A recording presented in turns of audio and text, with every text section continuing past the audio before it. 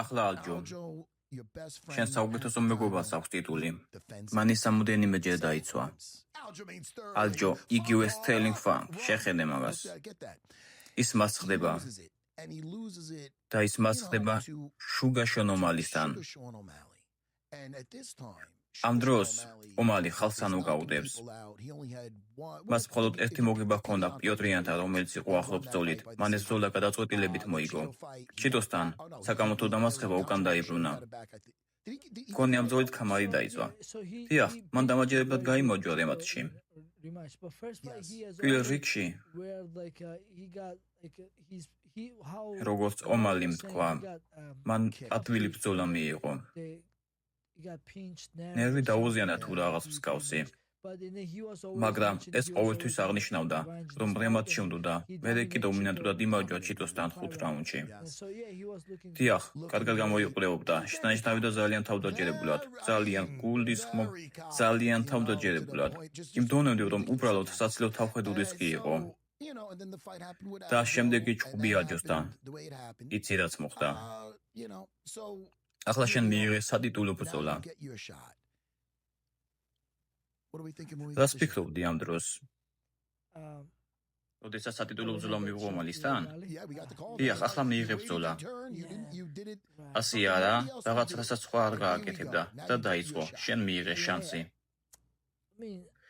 მას შემდეგ, რაც პირველად ვნახეთ ომალი, დანა უაითის კონტენდერების სერიაში ის უკვე ვარსკვლავი იყო. მან ვიღაც დაანოკაუტა და ასე მოხდა UFC-ში.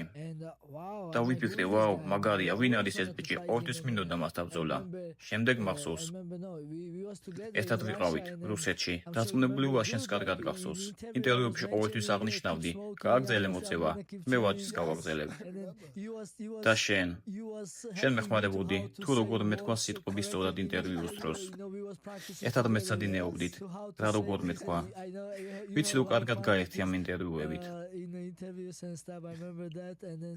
მახსოვს, ყოველთვის მინდოდა მასთან ჩხუბი, მაგრამ დიახ, ის კარგად გამოიყურებოდა, შეიძლება ითქვას შესანიშნავად, ყველასთან დომინირებდა. ყოველთვის ვიცოდი, რომ ალჯო ბევრად უკეთესი იყო მასზე. მაგრამ ეს ბრძოლა ყოველთვის უკეთესი ვერ იგებს და მან გამოიყენა თავისი საუკეთესო შესაძლებლობა. კუთხიდან ყველა ვეხმარებოდით ალჯოს. საცუნამი ეცა შესაძლებლობა ბრძოლის გაგრძელების, მაგრამ მან გააჩერა და ომალი მოიგო.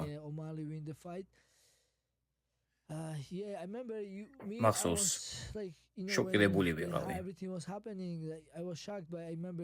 ალჯოს უყვიროდი, იმოძრავე, ისიც მოძრაობდა და წამოდგომას აპირებდა. მაგრამ შეგვიძლია თქვა, რომ ეს უდაოდ საკამათო იყო.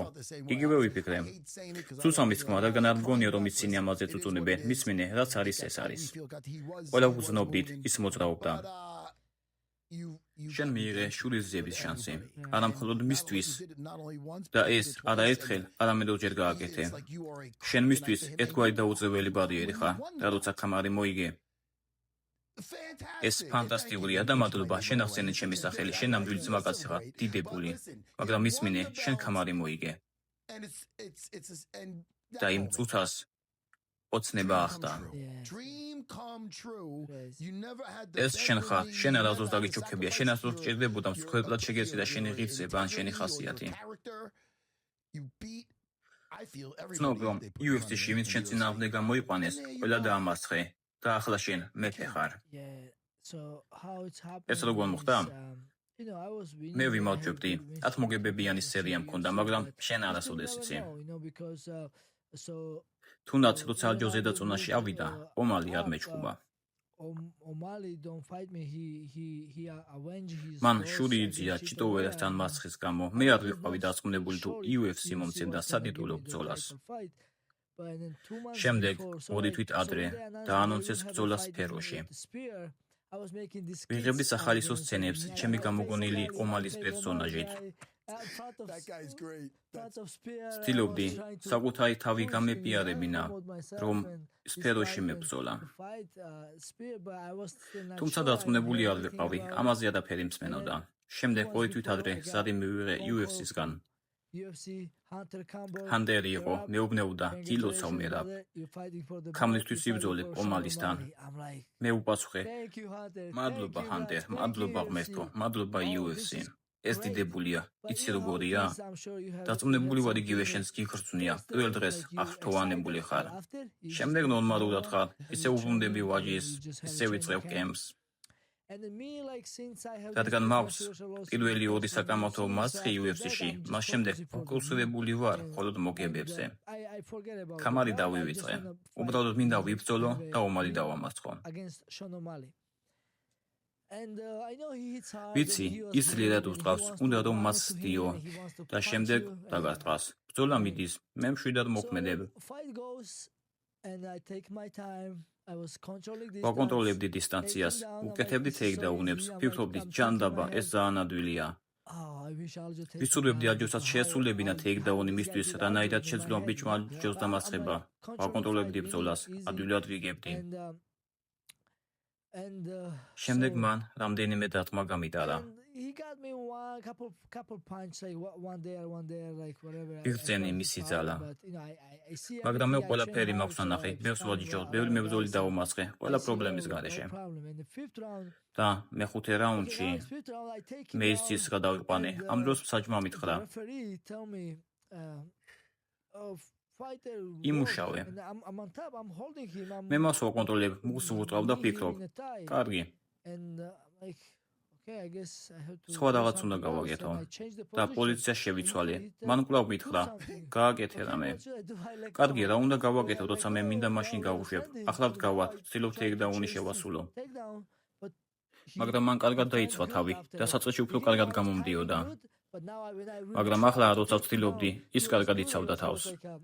ის ძალიან მოქნილი იყო, ის კარგი იყო, მაგრამ ბუმ, ფეხი მუცელში დამასტყა. სკლიერად დამარტყა, მაგრამ არაფერი სერიოზული.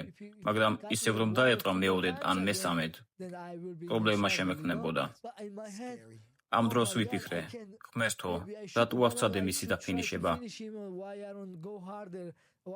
ღმერთო, რატო ვინახავდი ენერგიას? ცოტა ვინერვიულე, არ მინდოდა ბრძოლის წაგება და მადლობა ღმერთს. მაინც გავაკონტროლე და მოვიგე ბრძოლა. კარგი, ეს ბრძოლა მოვიგე. 5 რაუნდში ვდომინირებდი. ახლა ხელის აღმართვის დროა. მე ყველაფერი დამავიწყდა ქამლის შესახებ. ეს ბრძოლა ხო ქამლისთვის იყო. დამავიწყდა, რადგან ბევრს არ ვფიქრობდი ამაზე. ახლა ჩემს სახელს აცავდებენ. ოიგო მერაბ დვალიშვილმა. უკმაყოფილები არიან. ამ დროს მე, კარგი, მოვიგე, განსაკუთრებული არაფერი, მაგრამ დანამ ქამარი შემომართვა წელზე. როდესაც ის ქამას მიკეთებდა და შემდეგ, ვაუ, ღმერთო, ეს სიგიჟია, ჩემპიონი ვარ და მუდამ ვიქნები. მნიშვნელობა აღარ აქვს მას შემდეგ, თუნდაც ზედზე წავაგო 10 ჯერ, მაინც ჩემპიონი ვიქნები. ჩემთვის ეს შოკი იყო, ემოციებს ვეღარ ვაკონტროლებდი. შემდეგ მუხლებზე დავეცი. ეს ხომ სიგიჟია. დიახ, ეს გიჟური მომენტი იყო.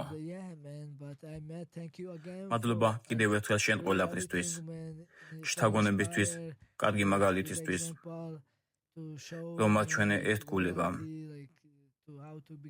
როგორ უნდა იყო კარგი თანაგუნდელი, როგორ იშრომო, მომეცი ადგილი რომ მევაჯიშა და უკეთესი გამხდარიყავი. როგორც უკვე გითხარი, სანამ შეხვდებოდი, მე უკვე ვაპირებდი თქვენთან შეხვედრას, მაგალითად რეიესთან, რომ მევაჯიშა თქვენ გუნდთან ერთად და მიმოტოვებინა ყველაფერი. მახსოვსებთ, რომ ეს იმიტომ არ მოხდა, რომ მებრძოლად ხარ დაბადებული მერაბ. ეს იმიტომ მოხდა, რომ შენ შექმენი ეს ყოველივე.